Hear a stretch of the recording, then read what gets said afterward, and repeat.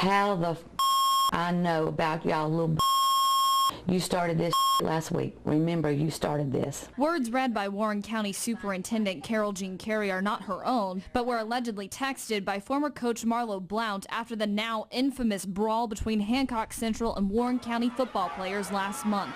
According to this Warren County school affidavit, Blount sent several vulgar text messages to Warren County players after the fight. Better stay your stupid in Warren County before someone get really hurt. Hancock County Superintendent Gwendolyn Jefferson-Rees defended Coach Blount, saying he only sent that message after he received a taunting text from a Warren County player. Do you think that was an appropriate response from him? I think it was an appropriate response for him to respond to keep him at bay, but the choice of words I would have used other.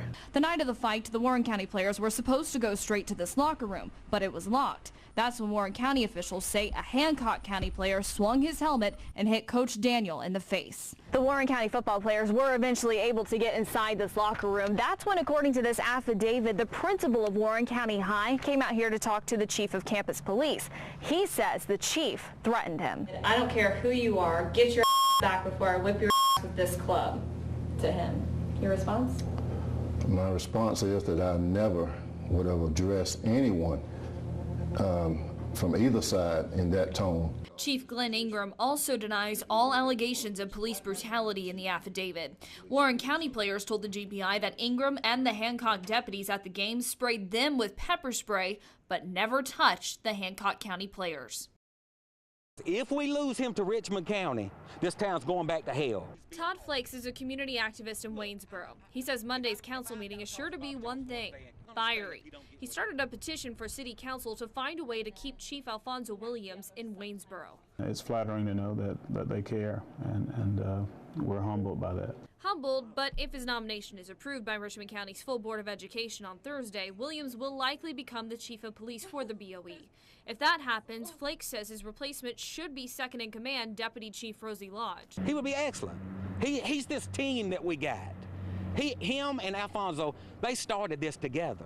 But some community members fear that move could be blocked by Mayor Pauline Jenkins. These incident reports show that Waynesboro police officers arrested her brother Christopher Williams twice for serious drug charges. Police say they found over $12,000 worth of meth, cocaine, and marijuana on her brother back in 2011. The arrest happened under Chief Williams.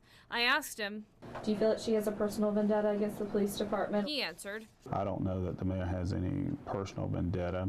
I think the police department has undergone some scrutiny that perhaps other departments haven't had to go through. For someone to make that allegation that I have a vendetta against him, I really am offended. Mayor Jenkins denies any hard feelings towards anyone at the police department. Flakes hopes that's the truth. If there's an issue that they have with the chief, it needs to be set aside.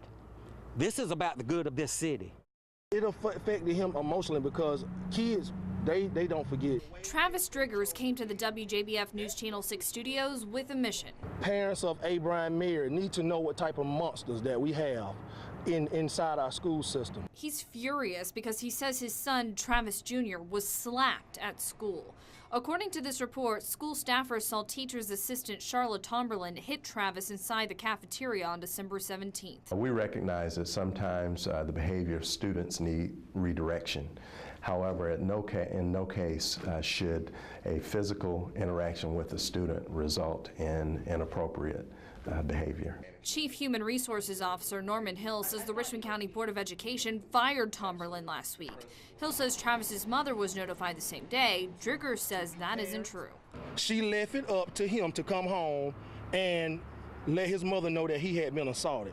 Driggers is also upset that Tomberlin was allowed to continue teaching in a different classroom. You don't think that you are putting other children in harm by putting her in another class? Not based on the circumstances, no. Hill says the school board had to finish its investigation before terminating Tomberlin. Driggers believes the school's faculty put his son and other children in harm's way. She failed her mission to the kids at that school because anytime that you have a staff that assaults a 5-year-old, you don't belong in the school system. It's one of the biggest tragedies to ever strike the medical community in Augusta. A dental student at the Medical College of Georgia murdered by her boyfriend, who made it look like a suicide. It seems that she was very happy and excited to be following in her father's footsteps, and it still hurts to think that she wasn't able to achieve those dreams. Dolly Hearn's brother Carlton says their hurt has been intensified in the last few weeks when someone decided to take Dolly's picture down from inside the dental school. He says the dean of the school, Connie Driscoll, told him it was no longer allowed up.